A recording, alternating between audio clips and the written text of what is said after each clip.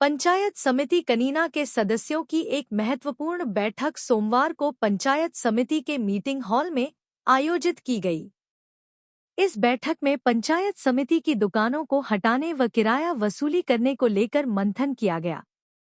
वहीं मिनी सचिवालय के रास्ते में बाधा बन रही 39 दुकानों को दीपावली बाद हटाया जाएगा।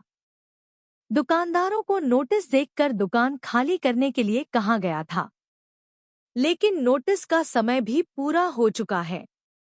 उच्च अधिकारियों के आदेश पर दीपावली तक का समय दुकानदारों को दिया गया है।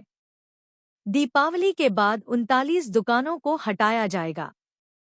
उन्होंने कहा कि दुकानदारों द्वारा हाईकोर्ट में लगाई गई नई याचिका में जवाब दावा दाखिल किया जाएगा।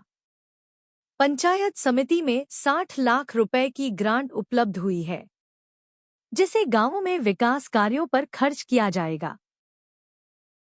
आज पंचायत समिति की मीटिंग में दो प्रमुख एजेंडे थे। पहला एजेंडा था पंचायत समिति की दुकानों के संबंध में, जिसमें अब तक जो भी घटनाक्रम हुए हैं, घटनाक्रम के बारे में सभी समिति सदस्यों को अवगत कराया गया।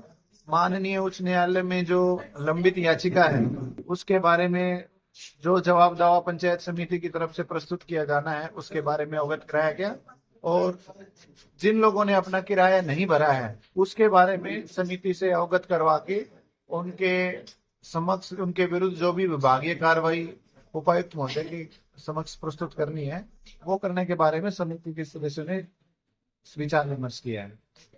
दूसरा एजेंडा था जो 60 लाख रुपए की ग्रांट राज्य वित्त आयोग से हमें प्राप्त हुई है, उसके बारे में समिति सदस्यों ने सर्वसम्मति से किया कि जिन गांवों में विकास कार्य कम हुए हैं, उन गांवों को इस ग्रांट से प्राथमिकता दी जाएगी।